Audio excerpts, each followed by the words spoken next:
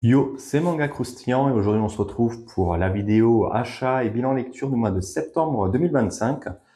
Comme vous verrez sur le bilan, en vrai il n'y a pas beaucoup de nouveautés ce mois-ci, mais il y a pas mal de lectures, de suites de lectures que j'ai continué, voilà, avec même des séries. Je crois qu'il y a pas une série que j'ai presque lu en intégralité. Il y aura aussi un truc avec un objectif, mais ça sera un peu la structure plus tard. On va déjà commencer avec les nouveautés, il y en aura deux ce mois-ci. Premièrement, Le Roi Léo, que j'ai enfin lu, je crois que ça fait 3-4 mois, bon peut-être pas 4 mois, les 2-3 mois que j'ai le tome et j'ai toujours pas lu. Alors c'est un gros pavé, vous voyez un petit peu, il pèse un petit peu, c'est plutôt gros, c'est les grosses éditions qu'on a chez Delcourt en cam. On va suivre un peu l'histoire de, alors tout d'abord Panja, qui est un peu un lion d'une jungle sauvage, qui fait un peu des bêtises, fait un peu un peu le roi de la jungle, et va essayer de chasser vite fait un peu, enfin être chassé par des humains qui vont essayer d'en avoir un peu après lui.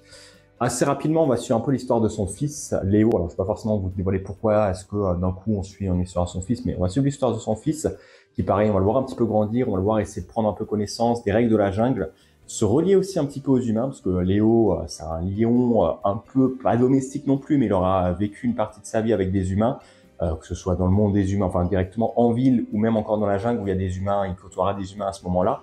En vrai, c'est plutôt intéressant. On suit un peu le parcours. Alors, je sais que beaucoup disaient un peu, ça ressemblait un peu au Roi Lion dans certains aspects.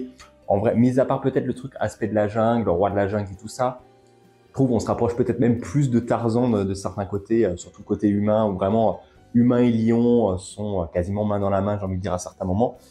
Mais ouais, c'est vraiment cool. On suit vraiment l'histoire un peu de tout ça, de cette jungle sauvage, d'une nature toujours un petit peu particulière et capricieuse aussi, comme voilà avec la pluie, avec des animaux et un peu l'aspect des humains aussi qui essayent de prendre possession un peu des richesses, des richesses de la jungle.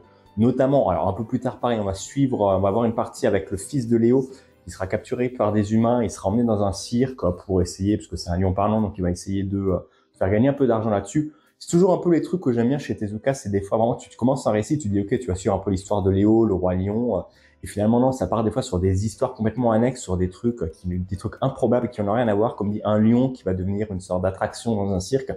Tu te dis wow, c'est quand même un peu particulier. La fin est encore plus particulière parce qu'en vrai, il y a quelques personnages un peu récurrents qu'on avait vus un peu tout au début, mais sur la fin, alors je sais pas forcément trop ce qui s'est passé, mais en gros, Tezuka décide de partir, enfin de d'emmener tout le monde un peu dans une expédition sur une grande montagne pour essayer de chercher une sorte de pierre magique. Sauf que l'expédition va pas forcément très bien se passer. En plus, le pire, c'est que vraiment, je crois que j'essaie de retrouver à la rigueur si je reviens, si je vois où est-ce que ça dure, mais vraiment, ça dure une bonne partie de la fin du tome, et peut-être un tiers, mais peut-être pas un tiers du tome, peut-être pas déconner, mais une bonne centaine de pages, je pense. Sur cette expédition, il y aura des trucs super chelous. Genre, vraiment, ils vont affronter des dinosaures dans la neige. Est-ce que j'avais retrouvé l'image qui présente un peu ça? Mais oui, ils vont affronter des dinosaures qui vont essayer de les capturer. Et c'est pas forcément trop expliqué. Je vous avoue que j'ai pas trop saisi l'intérêt et l'histoire de rajouter ça à la fin. J'ai l'impression que c'est plutôt bon. Faut qu'on essaie de trouver une astuce pour aller pas se débarrasser de Léo, mais pour essayer de finir le récit proprement en mettant Léo d'un côté peut-être un peu héros aussi, d'un côté héroïque là-dessus. Mais ouais, c'est reste, je trouve quand même une bonne découverte, le Roi Lion. Enfin, le Roi Léo, c'est ce que je raconte.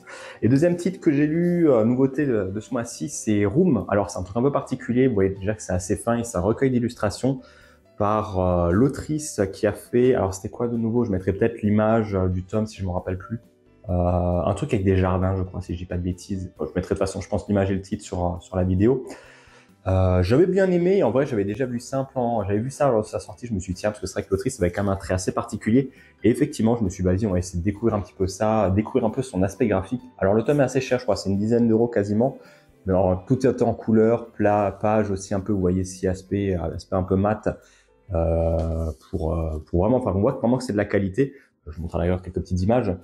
Et comme le dit le titre le titre l'indique, Room, on va suivre un peu différents personnages qui n'ont pas forcément des liens entre eux, mais en gros, ils vont nous présenter un peu leur maison, leur habitation, sur chacun un peu comment est-ce qu'ils appréhendent la vie, comment est-ce qu'ils appréhendent leur lieu de vie. Par exemple, voilà, là, je tombe sur quelqu'un qui passe un peu ses journées à lire dans un peu son conco familial.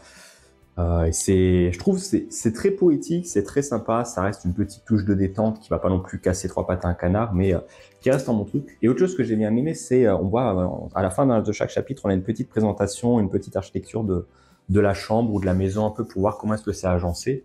Et l'autrice, à la fin, nous dit justement, bah, tiens, si jamais vous, avec ces histoires, vous avez pu aussi vous projeter un peu vous-même dans ces lieux d'habitation magnifiques, ou au contraire, si vous avez des lieux qui ressemblent aussi même, ça vous inspire aussi dans certains points, l'autrice aura réussi sa mission. Et effectivement, je trouve, elle a bien réussi sa mission dans ce côté-là, parce que c'est aussi un titre qui, même s'il est assez court, m'a quand même bien fait voyager et permet d'avoir un récit très coloré et très agréable à suivre. Pour la suite, alors le premier titre que je vais parler, c'est Kaguya-sama no Izuwa, tome 28, le dernier tome de la série. J'avais déjà donné un peu mon avis sur d'autres tomes, enfin sur la fin de la série, qui, je trouve, traînaient un peu en longueur, n'avaient pas forcément trop d'intérêt non plus, même si on avait remis un peu d'intérêt sur la fin avec l'histoire de Kaguya et le fait qu'elle essaie de prendre un peu son indépendance pour sortir de sa famille. Ce dernier tome, en vrai, malgré que j'ai pas forcément aimé non plus le truc, j'ai quand même trouvé très touchant parce qu'on va suivre un peu l'histoire de plusieurs personnes, enfin la fin de l'histoire de plusieurs personnages. Je montre un peu le sommaire ici, on va suivre un peu ce qui leur arrive à la fin de la série, une fois que Shirogane et Kaguya à peu près sont partis, ou même ce qui se passe encore un peu dans l'avenir. On va voir un petit flashback, enfin un petit flash forward sur ce qui va se passer quelques années après. Et en vrai, c'était plutôt sympathique. Il y avait voilà, on voit un peu certains personnages qui sont devenus, certains en plus qu'on a découvert et suivis depuis le début, certains qui n'avaient même pas de nom, je crois, le mec là qui essaie d'avoir une petite copine et dont la cousine de Kaguya était amoureuse, Maki, je crois si je dis pas de bêtises, Shinjo, voilà, Maki Shinjo, avait essayé un peu de se prendre le copain. En vrai, il y avait, en plus, c'est une fille, elle était assez sympa sur cette histoire, je vous laisse découvrir, mais ouais, franchement, ça reste agréable, ça reste mignon, c'est une fin, un peu à la hauteur du manga, je dirais, qui approfondit vraiment ses personnages. Je me souviendrai quand même un peu de Kaguya-sama, malgré les petits défauts que j'ai cités, comme une histoire, bien écrite quand même, un cadre scolaire assez comique par moment, mais surtout avec une écriture des personnages sur lesquels on se souvient. C'est vrai que Chika, je la cite pas forcément trop, mais pareil, c'est un personnage qui a son caractère que tu arrives à reconnaître assez facilement. Et ouais, j'ai vraiment, vraiment bien aimé, je pense. Peut-être le petit défaut que je donnerais encore, c'est, allez, la série sur la fin peut-être introduit beaucoup de personnages, dont certains vraiment très secondaires. Je pense par exemple voilà, alors comment il s'appelle nouveau, le frère de Maki, qui à un moment est le rival de Shirogane, qu'on nous avait présenté à un moment, je crois qu'il commençait une nouvelle année. On nous dit ouais, lui vraiment ça va être limite l'outsider, et finalement il n'a pas servi à grand chose.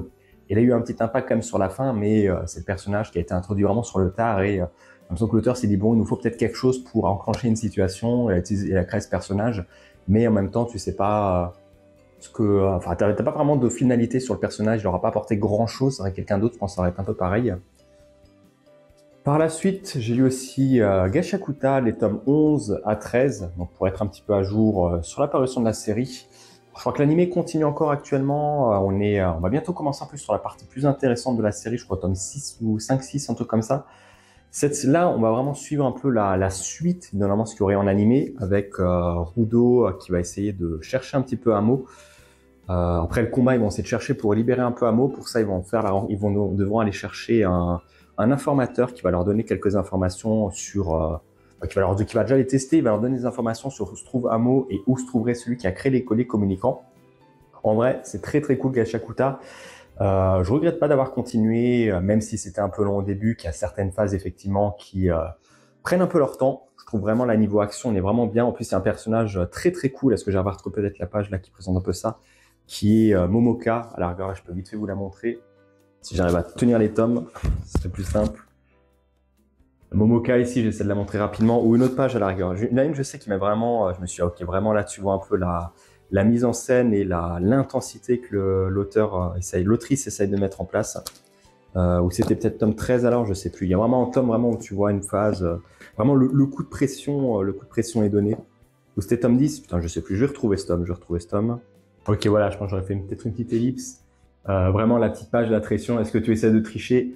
Le moment est vraiment très badant, enfin très badass, j'ai bien apprécié. Même le personnage finalement putain, je vais y arriver, de l'informateur, tu te dis bon, il a pas l'air forcément un design il a un design assez atypique, mais tu te dis bon, c'est un personnage secondaire ou qui va jouer un rôle.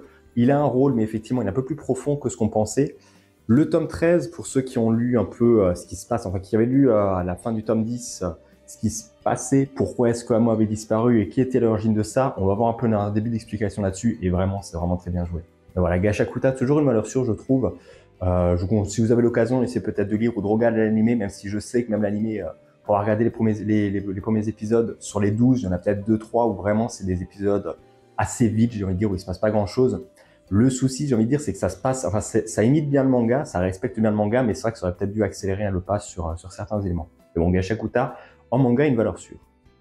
Pour la suite, je vais essayer de faire un peu plus rapidement quand même. On a Phantom Buster tome 3, très très cool. On va voir le passé un peu de Koharu sur le personnage qui est là, ouais, qui est capable de voir les esprits. On va découvrir un peu ce qui s'était passé à son enfance, pourquoi, enfin, les mésaventures que ça lui aura fourni et le lien profond qu'il aura entretenu avec sa sœur et pas forcément trop non plus avec ses parents. C'était vraiment très cool, ça reste toujours un personnage que j'aime bien.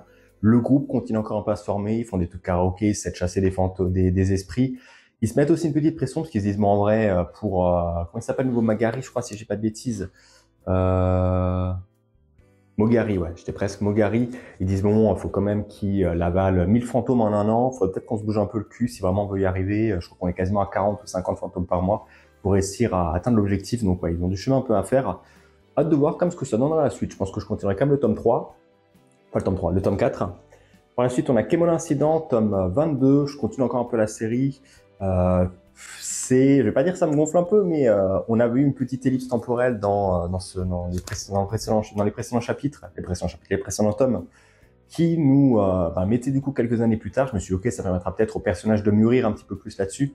Finalement, Kabane mûrit pas trop non plus. Il a toujours un peu cet aspect innocent où vraiment, genre il va rencontrer un personnage et il y a d'autres qui vont lui dire non mais méfie-toi avec ce personnage. On lui dit, on le connaît pas forcément trop. Il dit peut-être qu'il est gentil, mais s'il apprend vraiment ce qui s'est passé là durant ces années, ça te dit pas qu'il va peut-être, on sait pas, il va peut-être changer de bord. Donc évite de lui révéler la vérité. Et vraiment, genre quelques pages après, t'as Kabane qui fait, ok, en fait, t'es gentil, oui, ok. Attends, mais je veux te dire parce que l'autre m'a dit que t'étais pas gentil, donc je vais tout expliquer quand même. Mais putain, à quoi ça servait de faire un truc comme ça? Donc au final, lui disent tout. Bon. Pour le moment, le perso a l'air d'être gentil quand même. On verra un peu ce que ça donnera. C'est pas exclu de toute façon qu'en fait, finalement, c'est un truc qui servait à rien, juste pour mettre un peu de l'attention, vu ce que la série propose quand même quelquefois. Mais bon, je trouve qu'Emono Incident, ça va, ça vient. T'as des passages assez sympas, effectivement, qui mettent des trucs, même Ibari, je sais plus, je crois, la grande méchante, qui paraissait au début un truc un peu faiblard, mais enfin une personne un peu faiblard, mais qui finalement a quand même réussi à imposer un peu son règne. Même là, on voit en vrai, quand tu penses le truc, elle a transformé pas mal d'humains en Mamono, qui sont des sortes de fusions entre des kémonos et des humains qui perdent quasiment un peu la mémoire, qui sont vraiment sous son contrôle. Donc, tu dis, il y a quand même des sujets assez durs traités dedans, mais pourtant, t'as encore ce petit aspect innocence que l'auteur essaye de mettre en place. Par la suite, on a Saora et les bâtisseurs fantastiques. Alors, j'avais un peu peur avec ce deuxième tome, peut-être qu'on rencontrait dans la boucle du premier tome qui était, tiens, on avance un peu un chapitre sur une maison qu'on construit pour essayer de faire en sorte que l'habitant soit bien mis en place. Surtout qu'à la fin du tome 1, on nous avait dit, attends, en fait, faut qu'on ait un rendez-vous avec le roi démon, mais tiens, on a encore une maison à réparer avant, donc je me suis peut-être que le roi démon, ça sera un objectif lointain, et ils vont encore pouvoir courir le chemin comme ça. Finalement, pas trop, ils vont quand même réparer quelques trucs en chemin, mais ils vont assez vite se rendre dans la forteresse du roi démon. J'ai beaucoup aimé aussi le truc où vraiment on nous montre genre la forteresse, vraiment ce que tu penses dans un RPG de boss final, parce que je trouve une page qui présente un peu bien ça, avec la tour voilà, gigantesque. Tu te dis vraiment, ça va être le labyrinthe ultime, t'en as pour des heures pour rentrer, et effectivement, les personnages vont rentrer dedans, ils vont être perdus pendant des jours, ils vont faire, mais putain, mais en fait, le truc est totalement vide, ça va être un enfer à entretenir. J'ai bien aimé un peu vraiment tout mettre ça, et le petit contraste à la fin en disant, mais en fait, le roi démon, il est pas là, il s'est installé tout en haut dans une maison totalement modeste, dans un style un peu japonais, super tranquille, parce qu'il s'est dit, ouais, mais en fait, c'est plus simple d'être là, ça m'évite d'entretenir tout ça, et les gens me trouveront plus facilement que chercher à l'aveugle dans un grand bâtiment. Ils vont avoir aussi un peu leur première mission, repartir un peu à l'aventure. Ça reste intéressant en vrai, je trouve. Ça arrive à se réinventer déjà avec ce deuxième tome et proposer un peu plus de divertissement et plus de critique peut-être aussi un peu sur le monde des humains et sur le monde des démons et même sur les constructions de manière générale. Donc je pense que c'est prometteur. Par la suite, enfin, on va faire assez rapidement Dandanan et Kindergarten War, toujours très très cool. Kindergarten, on a la fin du flashback de Luke et sur ce qui se passe un peu après. C'est très intéressant, c'est touchant. Luke, ça reste toujours, je pense, un personnage qui va être gravé un peu dans mes mémoires sur la série. J'espère qu'il y a d'autres personnages qui seront traités aussi bien que lui, parce que c'est vrai qu'on arrive au tome 10 et je vais pas dire c'est le seul, mais les autres, il y en a qui ont été traités, mais peut-être de manière plus douce, plus tranquille, plus comique. J'aimerais bien que ce soit le cas un peu plus aussi pour d'autres, notamment peut-être pour Rita qui a peut-être encore des choses à nous révéler, j'imagine. On a Dandanan, tome 19, la fin du combat dans l'arc Jumanji, je l'appelle un peu comme ça, où ils étaient prisonniers dans un autre monde, dans un livre. dans un jeu de société, je sais plus, c'était prisonnier quelque part. C'est vraiment badass. Il y a des passages assez intéressants. La relation entre Momo et Ace progresse aussi un petit peu. On a aussi la déléguée qui se met un peu en avant et qui essaye de tirer, enfin de se mettre, de proposer vraiment quelque chose de plus intéressant que ce qu'on avait jusque-là. Et la fin du tome. Alors pour ceux qui l'auront lu, comprendront un petit peu, mais vraiment, on a vraiment l'impression d'être sur une fin d'arc, voire quasiment même fin de série, vu comment ça se termine. Et pourtant, c'est pas forcément la manière la plus douce dont ça se termine. Mais vraiment, Dandanan, c'est toujours cool. En plus, ça arrive à mettre introduire un peu le personnage du comte qu'on voit ici, qui était déjà vite fait présenté et qui arrive, limite, t'as l'impression, je vais pas dire c'est un dieu, mais vraiment, tu vois qu'il est d'un tout autre niveau. C'est pas encore vraiment si c'est un allié ou un ennemi. Il a plus l'air d'être un peu entre les deux, un allié d'occasion peut-être qui aide vraiment quand la situation l'exige et que lui aussi ça l'arrange. Mais ouais, c'est vraiment très très cool Dandanan. J'ai vu que le tome 20, il y aurait peut-être une édition spéciale qui sortira, donc ça sera aussi, je pense, sur la chaîne. Pour la suite, j'ai lu aussi Some Spider So What, tome 14, qui d'ailleurs est dans une couverture noire, alors que les autres à l'habitude étaient blancs, et j'ai cru voir que le 15 serait aussi un peu dans ce thème-là. Ce qui explique peut-être un peu avec ce qui se passe dedans. On va pas dire que c'est plus sombre, mais une sorte de renaissance, de renouveau dans la série qui se passe. Notamment pour Shiro, qui était en train d'affronter, avait fait une coalition avec les différents autres peuples, avec les elfes, les humains, les dragons, et il y avait quoi encore, et les démons du coup. Une coalition avec tout le monde pour essayer d'affronter un peu des sortes de créatures extraterrestres, robotiques, qui s'apprêtaient à détruire la Terre. Ça reste regardable, on va dire. En vrai, la résolution se laisse aller. T'as quand même quelques trucs un peu des personnages, je trouve, qui sortent des Deus Ex Machina de gens de Onsezu, notamment Shiro, un peu sur la fin. Comme j'ai dit, il y a vraiment un truc qui se passe un peu sur la fin avec une petite avancée, on va dire, pour Shiro, qui, même on voit un peu sur la couverture, a une apparence un peu différente. Elle a encore évolué d'une autre manière sur laquelle on s'attendait pas forcément. On se dit maintenant, est-ce qu'elle peut encore évoluer plus? J'imagine que l'auteur arrivera encore à nous sortir des trucs derrière les fagots, mais ouais, vraiment, ça reste une petite série en vrai. Je vais pas dire ça me déçoit un peu, mais bon, c'est vrai que Some Spider So What, le manga, j'en attends pas forcément grand chose. Je lis surtout parce que le light novel, du coup, n'est plus disponible en France et l'animé, continue pas jusque-là. Donc, j'ai quand même envie de découvrir un peu l'histoire, mais je me tâte à peut-être vraiment plus continuer en anglais, même si j'ai commencé à lire un peu en anglais, mais tant que j'arrive ici, je pense que j'en ai pour un petit moment. Et pour les autres tomes, enfin l'autre série encore que j'ai lu, c'est Looking Up to Magical Girl, tome 10 et 11, qui était sorti avec une édition collector. C'est cool, on a un peu encore un gros clash entre les méchantes et les gentils. J'ai perdu totalement les Tres Maja et les putain, mais je sais plus comment ils s'appellent maintenant. Enormita, voilà, et Enormita. On a aussi un peu la véritable forme de certains personnages qui se révèlent, notamment du personnage de Magenta, qui était teasé depuis un petit moment. J'avoue que ça m'a un peu surpris la façon dont ça a été fait. Il y a toujours ce côté, toujours ce côté un peu pervers dans la série qui peut déranger certains, mais qui je trouve dessert pas tant le récit que ça essaie de proposer des propos, mais c'est vrai que tu as quand même un sous-texte un peu derrière qui peut déranger certaines personnes. Mais l'auteur arrive quand même à proposer des trucs sur l'évolution des personnages, même des situations en règle générale. Et le plus commun même, c'est Magenta, qui du coup dans sa transformation est très différente des autres Magical Girls. Je vais pas forcément trop dévoiler, mais vraiment on voit, même l'auteur, les personnages le disent, ils disent ouais, mais en fait, c'est vrai que je m'attendais pas à ce qu'elle ait une transformation comme ça, mais je pense que c'est avec tout ce qu'elle a vécu. Elle avait l'air si douce, mais pourtant si douce, mais ça a l'air totalement différent de ce à quoi je m'imaginais. Et c'est peut-être par rapport à l'environnement, avec tout ce qu'elle a vécu, tout ce qu'on lui a fait subir aussi pour en arriver là. Mais ouais, vraiment, ça reste une petite série assez sympa en vrai, que je continue encore à lire. Pour la suite, on va essayer d'aller un peu plus vite, parce qu'il me reste encore quelques tomes à présenter. On a Les Carnets de l'Apothicaire, tome 15. En vrai, c'est cool. On suit un peu plus Mao Mao qui s'est fait kidnapper, ce qui se passe un peu après, et Jinchi qui essaye de trouver des solutions pour la rejoindre. Je me demandais un peu comment ça allait se passer pour Jinchi réussir à trouver comment savoir où Mao a été emmené, parce qu'il n'y avait pas vraiment d'indice. Il arrive à trouver un peu de manière assez intelligente avec les trafics d'argent. Il voit que tiens, dans tel pays, il y a des trucs qui ont été bougés. Ils ont bizarrement un peu trifouillé les taxes, donc ils préparent peut-être quelque chose point de vue de la guerre. Et ça ramène un peu les personnages sur des pistes comme ça. Je trouve que c'est plutôt bien amené. Par la suite, on a 365 jours avant un mariage qui se rapproche de sa fin. Je crois que c'est terminé en 11 tomes. On a la réunion des deux familles qui se présentent, les personnages qui se révèlent un peu plus. Rika et Takuya qui s'avouent enfin leurs sentiments un peu plus et qui passent un peu plus à l'acte, si vous voyez un peu ce que je veux dire. Mais voilà, ils trempent le poireau, on va dire. Ils essaient enfin de se mettre un peu comme un vrai couple et voir un peu leur mariage, comment est-ce que ça se passera.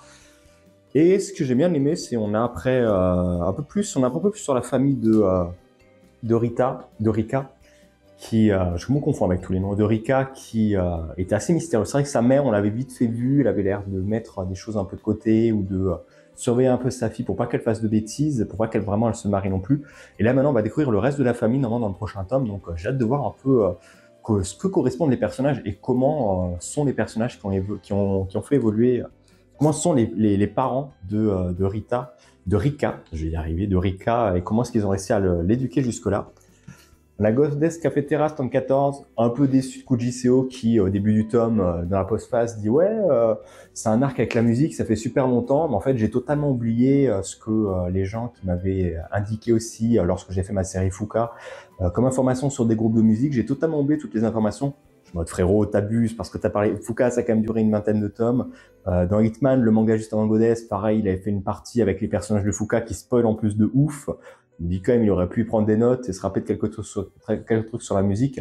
Après, ça se fait plutôt bien, ça suit, mais bon, ça va dire, c'est pas vraiment dans le même délire que Fuka, il y a la même intensité que Fuka. On a un petit truc avec des idoles, bon, pour ceux qui aiment bien, voilà. Après, on a un nouveau personnage qui s'ajoute encore un nouveau personnage dans le harem, sans doute. Je me demande quand est-ce que ça va s'arrêter. En vrai, on est à quoi? On est à 10, 12, on est à 12 personnages en tout dans le harem. Ça commence à faire beaucoup, putain. Sachant qu'il doit en épouser qu'une à la fin, c'est pas genre comme Son Kanojo où t'as le personnage, il termine avec 100 copines. Non, là vraiment, il doit finir qu'avec une. Et on nous dit, ouais, faut savoir laquelle c'est. Je dis, moi, arrête d'acheter des persos, frère. Ensuite, on a le tome 9 de Suicide Girl. Pas forcément grand chose à dire en vrai, j'ai plutôt bien aimé. On voit qu'on se rapproche de la fin. Faut que je relise aussi de toute façon la série pour me remettre un peu les événements en tête. Après, c'est cool, on a Kirari qui du coup essaye d'affronter un peu Sol et sortir de son effet de phobia pour essayer de sauver la population, sauver encore les personnes qui sont en danger. On a aussi une petite partie du flashback sur, alors j'ai totalement oublié son blaze, mais celle qui se transforme un peu avec son fusil qui est apparu assez tardivement, mais qui était assez stylé. On découvre un peu plus son passé, qui elle était avant, d'où elle a obtenu son pouvoir et pourquoi est-ce que son côté Magical Girl est totalement déjantée alors que son côté humain elle est genre totalement timide, renfermée sur elle-même. J'ai vraiment bien aimé en vrai. À voir comme ce que donnera le dernier tome. Enfin, les derniers titres en cours, on va faire vite en vrai. Berserk tome 2, très très cool. Bon, j'ai finalement pas attendu avant qu'il y ait une réédition pour la page, je crois, qui a été mal imprimée avec l'épée de Guts qui était à corriger. Donc j'ai quand même lu. Ça reste sympa. On débute l'âge d'or un peu avec le passé de Guts. C'est très cru. Il y a des trucs, j'avoue, c'est très très cru. Je commence à comprendre un peu plus l'univers. Il y a des pages toujours autant magnifiques, voire même peut-être un peu plus que le tome 1. Je trouve vraiment Guts, il est beaucoup mieux détaillé. Putain, par contre, c'est lourd. Je vais prendre ça demain. Il est beaucoup plus détaillé que ce qu'il y avait dans le premier tome. Donc vraiment une très belle découverte de commencer Berserk cette année. Et ensuite, l'autre tome que j'ai lu, le dernier tome ensuite que j'ai lu, c'est Pandora Hearts, tome 4. Très très cool, on découvre un peu le passé de... comment il s'appelle de nouveau? C'est pas Burt's, je sais plus. Du mec qui était un peu de la fondation Pandora, qui avait aidé Oz aussi au début de la série. On découvre vraiment son passé, son lien un peu avec Alice et l'Abysse, ce qui se passe un peu là-dedans. Petite théorie que j'ai d'ailleurs, c'est, bon, dites-le pour ceux qui ont peut-être lu la série, si vous avez déjà fini l'amant en tome normal, on nous montre que le chat de Cheshire, c'était le vrai chat de Alice. Je me demande si Bear-Rabbit, il n'y a pas un délire aussi comme ça, comme quoi c'est peut-être le lapin de Alice. Il y a quand même des trucs un peu bizarres, hein, parce qu'on a... elle prend quand même l'apparence de Alice, qui devrait pas forcément être le cas. Elle pourrait prendre une apparence humaine, mais là, elle prend vraiment l'apparence de Alice. Après, il y a autre chose qui m'avait un peu interpellé aussi à l'époque, c'est il y a un personnage qui avait dit justement à Bear-Rabbit, pourquoi est-ce que c'est toi qui es Alice? Et ça m'a toujours un peu intrigué. Et je me demande, ouais, c'est pour ça que je me dis, il y a peut-être moyen qu'en fait, on nous parle, parce que Bear-Rabbit, en plus, je me dis, c'est bizarre quand même, il y a un truc avec un lapin qui prend l'apparence de Alice. On me dit, c'était l'un des, je sais pas comment ils appellent ça, l'un des monstres de l'Abysse, qui est l'un des plus craints, et pourtant il se transforme en petite fille. Ça me paraissait un peu bizarre. Mais ouais, c'est cool. Pandora Hearts, ça reste une série, je pense à découvrir, toujours, qui garde sûrement encore plein de mystères, plein de trucs que j'ai hâte de découvrir, mais ouais, hâte de voir un peu la suite. On va parler ensuite des objectifs que j'avais à lire dans l'année. Donc, je l'ai teasé un peu déjà la dernière fois, mais j'ai lu Ikaru no Go du tome 1 jusqu'au tome 20. C'était étrange, on va dire intéressant. Bon, je montre juste les deux premiers tomes, le tome 1 et le tome 20, parce que c'est assez lourd, je trouve. C'était bizarre. On va suivre Ikaru, qui est le personnage du coup principal de cette histoire, qui est ici, qui au début de l'histoire va toucher un jeu de Go chez son grand-père et être hanté par un esprit, par Saï, qui est un joueur de Go professionnel. Sei va avoir joué au Go, donc Ikaru va, même s'il est un peu rechigné au début, puisque le Go ça l'intéresse pas, il va comme essayer de s'y mettre. Il va se rendre compte que tiens, finalement, ça a l'air d'être intéressant. Il arrive à battre en plus des gens assez forts, notamment Akira. Alors, est-ce que j'arrive à trouver peut-être une photo d'Akira quelque part, enfin une photo, une image d'Akira. On le voit à la rigueur ici sur ce tome. Voilà, Akira qui est un peu le fils du meilleur joueur de Go du Japon, et aussi un très grand prodige qui est déjà, il est assez jeune, mais il a déjà relié un très bon, il a déjà un bon avenir devant lui. Et on va suivre un peu l'évolution de Ikaru, qui petit à petit va essayer de gravir les échelons, s'entraîner un peu au Go pour essayer de devenir meilleur, et passer professionnel un peu plus tard dans le récit. Et je dis c'est bien, mais je comprends en vrai ceux qui disaient ouais, Ikaru no Go c'est un peu le récit de Go. Enfin, le récit est bien, mais tu le lis et tu comprends quand même toujours pas ce que c'est le Go. Et c'est un peu ce que je ressens dans la série, c'est on nous présente pas vraiment le jeu de Go en lui-même, on nous explique vite fait quelques règles et quelque chose qui se mettent aussi en place ou des stratégies, mais c'est plus une histoire qu'on suit du point de vue des spectateurs et des gens qui regardent. Parce qu'à plusieurs moments, on voit très peu de plateaux, je trouve, peut-être un peu plus vers la fin, mais on voit très peu de plateaux de Go ou comment ça fonctionne exactement, où est-ce qu'il pose les pions, les personnages. On suit plus les autres à côté qui disent ah bah tiens attends mais il a fait ce coup-là, ça veut dire que théoriquement il a bloqué l'adversaire à cet endroit-là, quelle sera la stratégie du suivant, puis l'autre il fait un coup, puis ils sont en mode non le matin c'est pas possible, il a réussi à renverser la situation, on pensait que c'était impossible, mais il a fait un coup presque parfait, qui a ouvert des ouvertures, qui a retourné un peu la partie. Ça reste bien, mais c'est vrai que finalement t'apprends pas forcément trop au Go. Et les critiques un peu que j'ai, c'est je vais pas dire c'est un peu facile, mais il y a certains éléments, je trouve, de l'histoire qui sont présentés et peut-être expédiés un peu rapidement. Je pense par exemple au début où Ikaru, il joue au Go assez rapidement, il va se dire ok, pour progresser, il faudrait que j'intègre un club dans son collège. Il va se dire bon, on va essayer de rejoindre. Donc ce lycée, je crois au début le collège, il va vite rapidement atteindre le lycée. Il se dit bon, faut que je crée un club faut que je rejoigne le club du lycée. Il n'y a pas assez de membres, donc ils vont essayer de recruter un membre. Ils le recrutent, ils disent ok, on va pouvoir participer au tournoi. Et Ikaru à ce moment-là se dit bon, avec Sei, vu qu'il progresse, il dit bon, pour affronter quand même Akira de nouveau, faut que je progresse et que je devienne aussi un peu pro, donc il va commencer à passer pro. Et les personnages vont lui dire mais en fait si tu passes pro, t'as commencé à passer le truc, mais ça veut dire que tu peux plus participer au tournoi avec nous parce que c'est pour des tournois amateurs, donc des joueurs qui débutent, t'as théoriquement pas le droit de jouer avec nous. Ikaru il est en mode ok, je pars, je vous laisse vous démerder tout seul. Et je trouve ça dommage parce qu'en vrai on nous présente un peu des personnages, on nous a teasé un tome, je crois que c'était le tome 3 à peu près, où c'était le recrutement d'un des persos, ou tome 2 ou 3, je sais plus, recrutement d'un des persos de l'équipe, et finalement ils en font rien, ils ont même pas fait un tournoi, ils ont à peine joué une ou deux parties ensemble, et on nous dit déjà, Ikaru, voilà, il veut passer pro, donc il va pas forcément jouer avec eux. Et c'est pareil pour la suite, des fois on a des personnages qui apparaissent, qui sont vite fait traités, mais tu as l'impression que c'est plus un peu des tremplins ou des étapes pour Ikaru, t'es en mode ok, voilà, je progresse un peu avec lui, je passe à l'étape suivante et je l'oublie complètement. Il y a très peu de personnages vraiment qu'on suit un peu là-dedans. Et c'est pareil vite fait pour Akira, parce qu'Akira, au début de la série, on le suit un peu, il essaie de se dire, attends, mais Ikaru, il joue très mal, enfin, il joue très mal sa façon de jouer, ça a pas l'air d'être un pro, et pourtant, il fait des moves de génie. J'ai envie de connaître son secret, j'ai envie de jouer avec lui pour vraiment apprendre un peu et découvrir qui il est, donc il commence à un peu être les rivales d'Ikaru. C'est très cool au début de la série, parce que vraiment, on suit un peu leur évolution tous les deux, limite, même j'étais plus hype par Akira, où t'es en mode vraiment Akira, il essaie de se dire, et même tu vas progresser, parce que lui, tu le vois vraiment bien jouer au Go avec un niveau plus professionnel, et c'est même de donner des conseils un peu aux autres, tu vois vraiment le côté moins insouciant que par rapport à Ikaru. Mais pareil, plus t'avances, plus je trouve c'est un peu disparate, et t'as moins cet aspect-là. Pourtant, c'est dommage, en vrai c'est dommage, parce qu'il y a vraiment des trucs intéressants. On nous présente aussi un peu les joueurs de Go du reste du monde, que ce soit même du monde, du Go sur Internet, de Chine et de Corée aussi, qui ont un niveau extraordinaire. On a un tome moment qui est consacré sur eux avec un personnage secondaire qui va étudier à ce moment-là. Mais vraiment le truc que j'ai lu, un tome qui, je trouve, représente ce que j'aurais peut-être aimé voir un peu plus dans la série, c'est le tome 16. Pour ceux qui le verront, qui s'en souviennent peut-être, ou qui s'en souviennent pas, ou qui ont lu la série, c'est un peu une sorte de tome hors série où on va suivre, plus forcément, je crois, on était au début d'un concours, et là, on va suivre vraiment l'histoire de quelques personnages qu'on voit, par exemple, ici, on a Akira, je sais plus forcément des autres persos, mais on va en suivre plusieurs, un peu leur histoire, que ce soit dans le temps actuel, qu'est-ce qu'ils deviennent, notamment elle par exemple qui essaie de se chercher un copain qui est plus forcément trop attiré par le go parce qu'elle dit son temps est un peu passé, elle est forte mais elle est pas si forte que ça, elle se dit est-ce que vraiment je veux passer professionnel. On a des petites histoires un peu annexes comme ça et pareil on a une histoire avec Hikaru qui va se rendre dans une boutique d'apothicaire, d'un mec qui vend de prêteurs sur gage, enfin, qui vend des trucs, des matériels comme ça.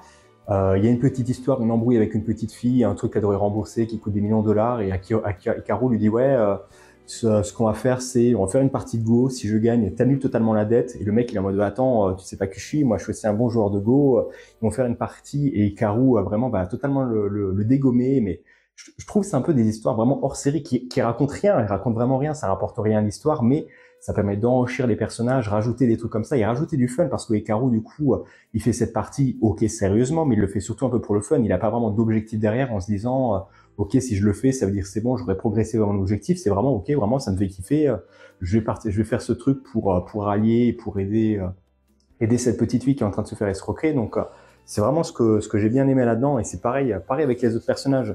Certains qu'on avait déjà vus qui du coup racontent un peu leur passé, comment est-ce qu'ils se sont mis au Go, notamment lui qui est aussi un joueur de shogi, qui pareil est présenté au début de la série puis assez vite éclipsé. On le revoit de temps en temps, donc c'est ce qui est un peu frustrant je trouve dans la série. Il y a des trucs qui sont mis en place, des personnages qui reviennent, tu dis ok ils vont faire des choses avec, mais finalement ça finit pas forcément comme on l'entend. Bon, je vais pas forcément trop rajouter de trucs dessus, mais voilà, c'est un peu mon avis sur la série. Ça reste une bonne série, je pense que divertissement, ça reste un truc très très cool. C'est bien pour découvrir un peu l'univers du Go et découvrir une histoire qui se tient, parce que clairement, voilà, j'ai quand même lu les tomes, je les ai pas lus, je les ai pas vus passer. Ça reste très intéressant à suivre. On voit un peu le parcours de la série, mais ça manque, je trouve, d'approfondissement et de conclusion à des arcs de personnages, voire même à la série en général.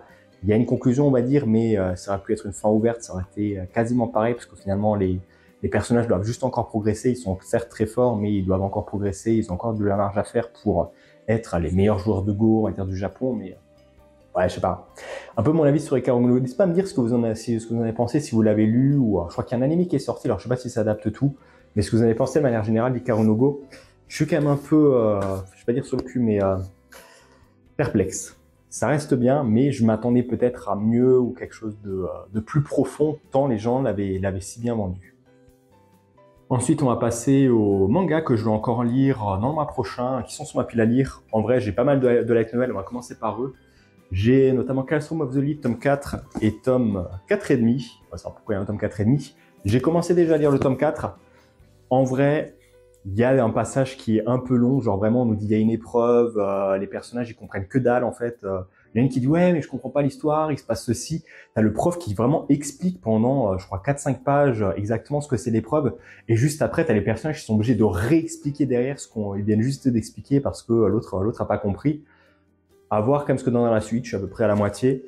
4-5 du coup, j'imagine que c'était des histoires bonus, je vais pas forcément trop regarder ce que c'était encore donc mais le tome est plutôt épais, on voit qu'il fait quasiment la même taille que le 4. Autre light novel que j'ai pris, c'est Une fleur venue d'ailleurs, qui est, alors ce que j'ai compris, une sorte de petite romance. J'ai pris ça dans un coffret qui avait l'air bien, mais en vrai, même sans coffret, j'aurais quand même acheté les tomes, mais il tant qu'à faire, vu qu'il y a des illustrations avec l'illustration est plutôt jolie, je me suis quand même essayé de découvrir ça. Je m'attends pas forcément à grand chose, à part peut-être être un peu surpris. J'ai été souvent un peu surpris en commençant des light novels qui me paraissaient pas forcément très ouf, mais qui avaient quand même une forte valeur dedans, donc j'ai espoir un peu dans Mao, si déjà ils ont fait un coffret dedans, et ils ont fait un peu de com dessus, que ce soit assez bien. Niveau des autres tomes, j'ai Pokémon Écarlate et Violet tome 3, que je continue aussi. Maomori tome 1, qui est de Kate Ume, qui a fait, putain je sais jamais le nom des tomes, Luno, Sing Yesterday for Me par exemple, que j'ai bien aimé. Donc en plus c'est des grands formats, c'est chez Le Lézard Noir cette fois, donc en grand format. Si je prends par exemple le tome de Pokémon à côté pour essayer de comparer un peu les deux. Je prends par exemple le tome à côté pour essayer de comparer les deux. On arrive sur, on voit par exemple c'est pas du tout la même taille, ça fait quasiment le double, enfin quasiment une bonne partie de tomes en plus. Et l'autre tome encore que je dois lire après, c'est Slam Dunk, tome 11. Hâte de voir ce que ça donnera. Et enfin la dernière série que je vais lire, mais il y a le dernier tome c'est une série déjà que j'ai les 4 premiers tomes, et le 5e sort à la fin du mois. C'est Shibatarian. Alors pour la petite histoire, au début j'ai vu la couverture du tome 4 en librairie, je me suis dit oh tiens, je connais pas, le style graphique a l'air plutôt cool. Puis j'ai ouvert dedans, je me suis dit, ah tiens, ça n'a pas l'air ouf en fait, le site graphique a l'air, pas dire moche, mais allez, à la rigueur, si là j'ai une page un peu bien, j'espère que ça se voit pas trop. Je me dis, tiens, ça a l'air un peu bizarre, un peu brouillon, ça n'a pas l'air si ouf que ça. Je me suis dit, allez, en vrai, on va quand même prendre à la rigueur les premiers tomes, parce que j'ai resté les trois en même temps. Ça a l'air d'être un truc un peu orienté horreur, je me dis pour Halloween, ça peut être une petite lecture sympa, et peut-être en faire un épisode spécial, si jamais vraiment ça reste un petit banger. J'ai pas vu beaucoup de gens en parler, donc je me suis dit, tiens, ce sera l'occasion d'essayer de présenter une nouvelle série. Et j'ai cru voir que le tome 5 allait être un peu en parallèle avec le tome 4. Ici, on allait voir la suite de l'image, donc on présentera ça, je pense, dans le prochain bilan. En tout cas, j'espère que ce bilan des achats manga vous aura plu. C'est pas me dire s'il y a des titres que vous avez lus qu'on a en commun ou des titres qui vous intéressent. Et si c'est le cas, n'hésitez pas à liker et commenter et la chaîne si ce n'est pas fait. Et sur ce, je vous dis bye tout le monde.